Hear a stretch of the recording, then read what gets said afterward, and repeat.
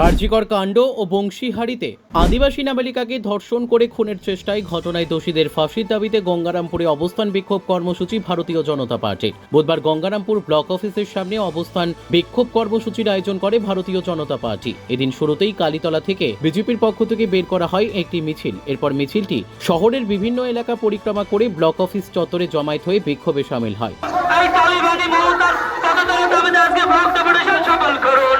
এদিনের কর্মসূচিতে হাজির ছিলেন গঙ্গারামপুর বিধানসভার বিধায়ক সত্যেন্দ্রনাথ রায়, জেলা বিজেপির সাধারণ সম্পাদক অশোক বর্ধন, শহর মণ্ডল সভাপতি বৃন্দাবন ঘোষ সহ অন্যান্য বিজেপি কার্যকর্তারা। এ বিষয়ে বিধায়ক সত্যেন্দ্রনাথ রায় জানান, যে ডাক্তার বোনটি অভয়া নৃশংসভাবে ধর্ষিত হয়ে খুন হয়েছে, তার আসামিদের ফাঁসির দাবিতে আমরা সবাই ধর্নায় বসছি গঙ্গারামপুর বিডিও অফিসের সামনে।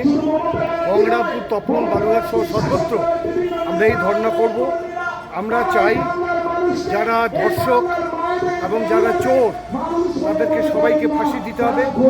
যে কারণে আমাদের এই বোনটি রক্ত দিল, সেই রক্তের দাম দিতে হবে সরকারকে।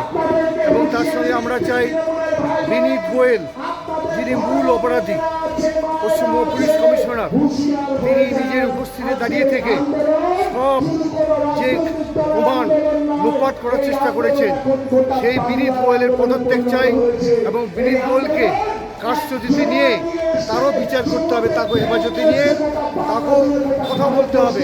এই দাবিও আমাদের কাছে আছে। আমরা জানাচ্ছি যে অবিলম্বে আমাদের যে বোনটি খুন হলো তার নির্মম মুখটা বাংলাবাসী সবাই উপলব্ধি করেছি। আমরা আন্দোলন করছি, রাত্রেবেলা আমরা প্রদীপ জ্বালাবো। আজকে এখানে 4টা পর্যন্ত আমরা এখানে সবাই মিলে ধর্ণা দিয়ে বিডিও সাহেবের কাছে যাব এবং তার কাছে আমাদের স্মারকলিপি প্রদান করব।